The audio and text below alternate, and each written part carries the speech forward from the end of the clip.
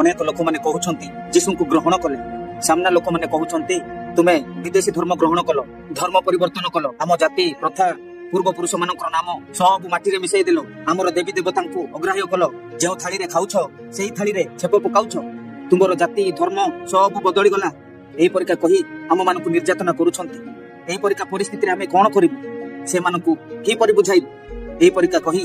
मो निकट को अनेक लोक मैंने फोन करती मोर प्रिय मैंने एवं प्रार्थना अनुरोध करती देखंतु मोर प्रिय मैंने मुझे चाहे जेबे आमे प्रभु जीशु ख्रीष्ट को ग्रहण कले कौन आमर धर्म प्रथा जाति सब बदली गला कि एही विषय बाकी आम मान कौन कहे पढ़ंतु जहन लिखित सुसमाचार 3 पर्वर 16 पद। कारण ईश्वर जगत को एडे प्रेम कले जे से आपण अद्वितीय पुत्र को दान कले जेपरी जे केही ताहांक ठारे विश्वास करे से विनष्ट न होई अनंत जीवन प्राप्त हुए। देखंतु मोर प्रिय माने परमेश्वर बा जीशु ख्रीष्ट ख्रिस्टियन मानकर परमेश्वर नुहंती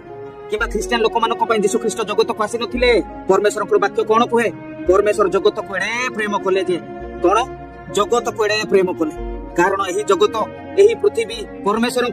एवं ताहांक द्वारा ही उत्पन्न ताहांक द्वारा ही सृष्टि बा निर्माण होईची एही जगत आपे आपे बा निजे निजे उत्पन्न हेई नाही। मोर प्रिय माने पूरा सृष्टि को पूरा ब्रह्मांड को परमेश्वर ही बनैछंती एवं बनैकी मनुष्य को एही ब्रह्मांड रे रखिछंती। परमेश्वर एही पृथ्वी रे थिबा समस्त मनुष्य मानकू प्रेम करूछंती। परमेश्वर जाति धर्म देखु नाहंती किबा देखंती नाही एही जाति धर्म भेद भाव तो मनुष्य बनैछि एहाकु परमेश्वर थोड़ी ना बनैछंती एही सब मनुष्य ही जाति धर्म बनैछंती। परमेश्वरଙ୍କ पाखरे कोनोसी जाति नाही कोनोसी धर्म नाही किछि नाही किबा यीशु ख्रीष्ट कोनोसी जाति धर्म विषय रे प्रचार करबा आसी नथिले बरं परमेश्वर जहा